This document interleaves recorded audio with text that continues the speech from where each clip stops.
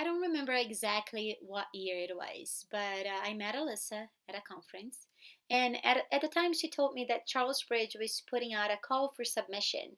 They were looking for diverse authors to write books featuring diverse characters in a math related plot. So, what I did was that I decided to focus on what I was most comfortable with, which was my culture. I started to try to remember things that I did when I was a child, the things I ate, the jokes I told with my friends, the games we played together. This memory exercise, I guess, eventually brought to mind this question that my parents used to ask me: what weighs more, a kilo of lead or a kilo of cotton?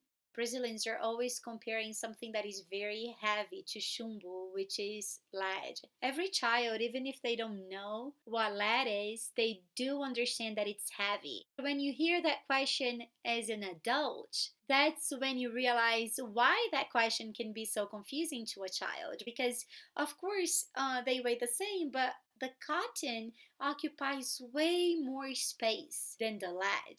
And so that's when I realized, okay, that's my hook. That's my mathematical hook for this story. Now I need to come up with a plot, and I need to come up with characters, and I need to come up with a lot of stuff, but at least I have this hook. And for the cotton, it was very obvious. Biscoitos de polvilho is a very obvious choice. It's hard and very, very airy, and small, right? So it's very light, and there were many, many choices for the heavy snack, but I wanted to be something that you would find in a Brazilian bakery here in the United States. Coxinhas de galinha was the one to go with. It's made with a very thick dough, and it has this bunch of chicken mixed with cheese in the middle, and it's just delicious. Really, really good. So we wanted the book to be culturally accurate, and we knew that we had that because both myself and Giovanna are Brazilians, but we also wanted it to be mathematically accurate and possible. So what I did was that I drove all the way to the only Brazilian store I know, more or less nearby, that sells biscoitos de polvilho and coxinha de galinha. Bought a bunch of them, brought them all home, weighed everything, counted each biscoito de polvilho from the package, and finally we were able to get everything to the very tiniest detail, right? So we knew that each of the coxinha de galinha in the book had to weigh 75 grams. We knew that the biscoito de polvilho in the book, the bag, weighed 100 grams.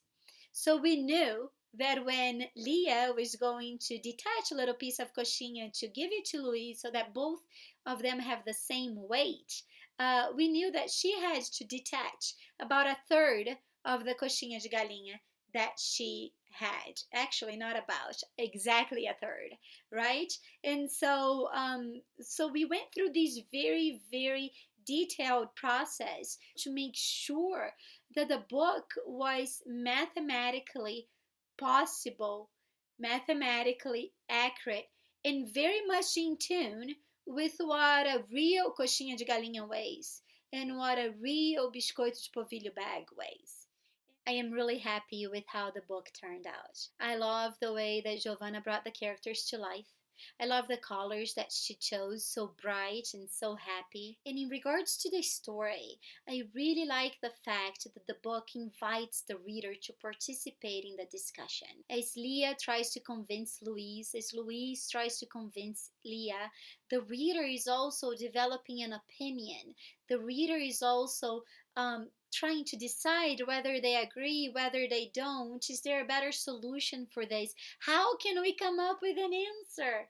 And so I like the fact that they are participating, that they are going through this journey together. That's exactly what we wanted from this book. It was for readers to see themselves as mathematical thinkers. And I really do think that Lia and Luís accomplished it.